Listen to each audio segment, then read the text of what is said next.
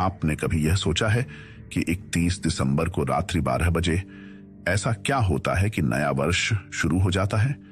यह आज तक किसी ने स्पष्ट होकर नहीं बताया है, परंतु आज हम विस्तृत रूप से इसका रहस्य खोलेंगे और निश्चित ही आप अचंभित हो जाएंगे। 1 जनवरी को नव वर्ष का पहला दिन मनाने के पीछे पाश्चात्य सभ्यता ने अनेक पक्ष रखे हैं।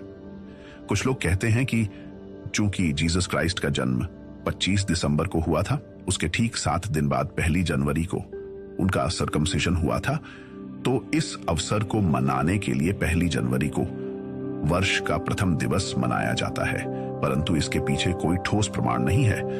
अगला पक्ष यह है कि जानस, जो एक रोमन देवता है और जो स्वर्ग एवं नर्क के द्वार खोलता है, उसके नाम पर रोमन शासकों ने जनवरी को वर्ष का पहला माह घोषित किया, परंतु इसमें भी 1 जनवरी के विषय में कोई जानकारी नहीं है। किसी भी दिन को वर्ष का पहला दिन घोषित करने हेतु या तो उस दिन ग्रह नक्षत्रों का कोई नया योग हो, या तो उस दिन कोई इतिहास की कोई घटना या दैवीय चमत्कार हुआ हो, या तो उस दिन मौसम में अचानक से कोई परिवर्तन आता हो। आजकल हम जो कैलेंडर प्रयोग में लाते हैं वह ग्रेगोरियन कैलेंडर है। 1582 से पहले रोमन जूलियन कैलेंडर का प्रचलन था। जूलियन कैलेंडर में तो गणित की दृष्टि से समस्याएं थी ही, परंतु उसके अतिरिक्त पेगन सभ्यता को समाप्त करने के लिए हर कैलेंडर के साथ समय समय पर अत्यधिक परिवर्तन किए गए। परंतु सत्य को छुपाया जा सकता है, समाप्त नहीं। ऐसा ही एक सत्य है महीनों के नाम। लैटिन गिनती और संस्कृत गिनती को ध्यान से देखें, दोनों एक समान है। सितंबर, अक्टूबर, नवंबर और दिसंबर संस्कृत के सप्तम, अष्टम, नवम और दशम के आधार पर हैं, परंतु जूलियन और ग्रेगोरियन कैलेंडरों में सितंबर, अक्टूबर, नवंबर और दिसंबर वर्ष के 9वें, 10वें, 11वें और 12वें महीने हैं। अर्थ स्पष्ट है, निश्चित ही यह महीने उस प्राचीन वास्तविक कैलेंडर के रहे होंगे जो जनवरी से नहीं अपितु मार्च में चैत्र नववर्ष से प्रारंभ हुआ होगा। इस पृष्ठभूमि को ध्यान में रखते हुए आज हम अचंभित करने वाले रहस्य खोज निकालेंगे।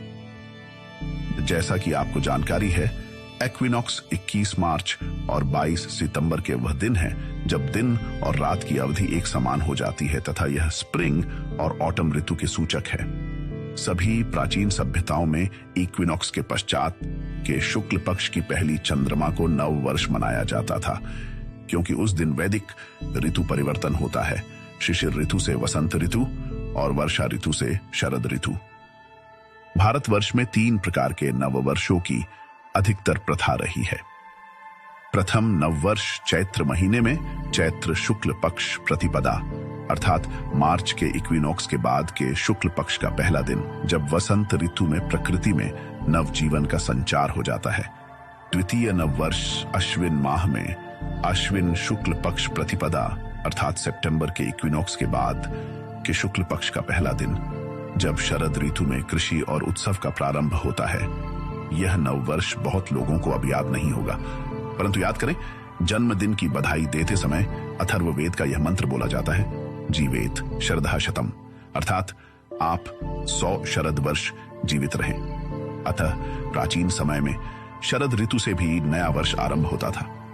तृतीय नववर्ष सूर्य की मेष राशि में प्रस्थान, जब 13-14 अप्रैल को सूर्य पहली राशि मेष में प्रवेश करता है, उस समय सौर वर्ष का प्रारंभ होता है और इसे मेष संक्रांति भी कहते हैं। सौर संप्रदाय के लिए यह अत्यंत महत्वपूर्ण दिवस है और याद करें कि यूरोप के पेगन भी अधिकतर सौर संप्रदाय के थे।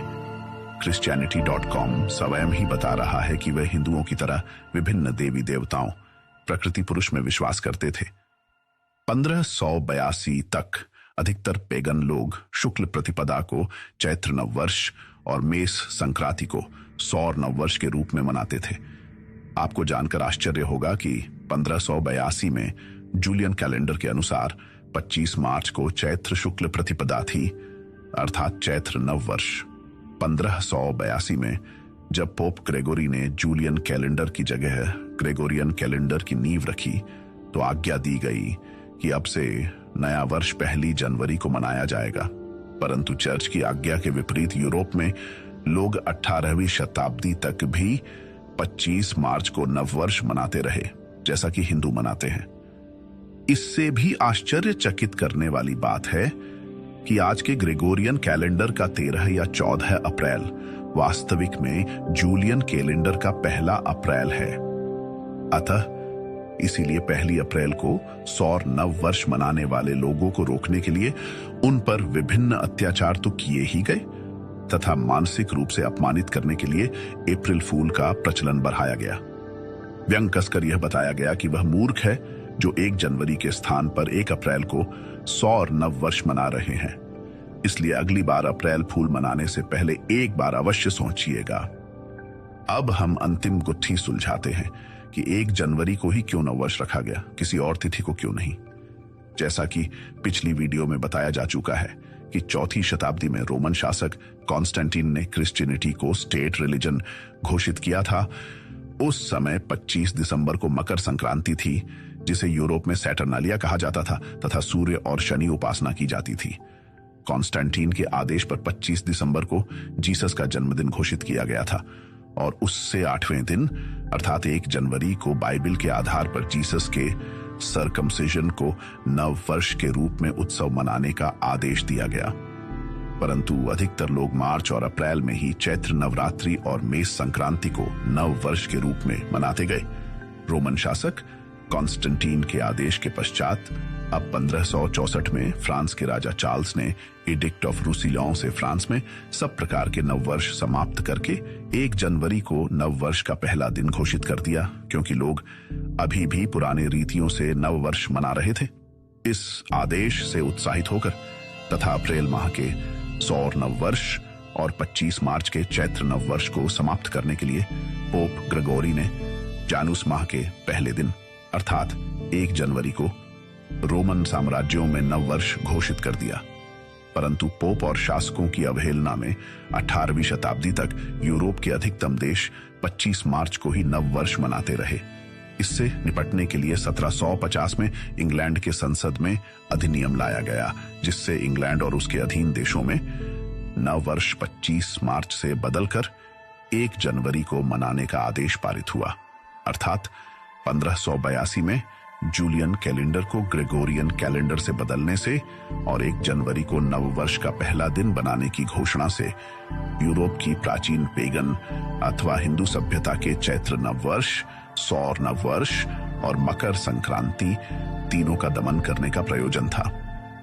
आज के समय 31 दिसंबर को रात्रि 12 बजे ऐसा कुछ भी नहीं होता है कि निशाचर की तरह रात्रि को जागकर आप 1 जनवरी को नव वर्ष का आगमन मनाएं। हिंदू नव वर्ष प्रामाणिक और वैज्ञानिक तथ्यों पर आधारित है। अब निर्णय आपका है।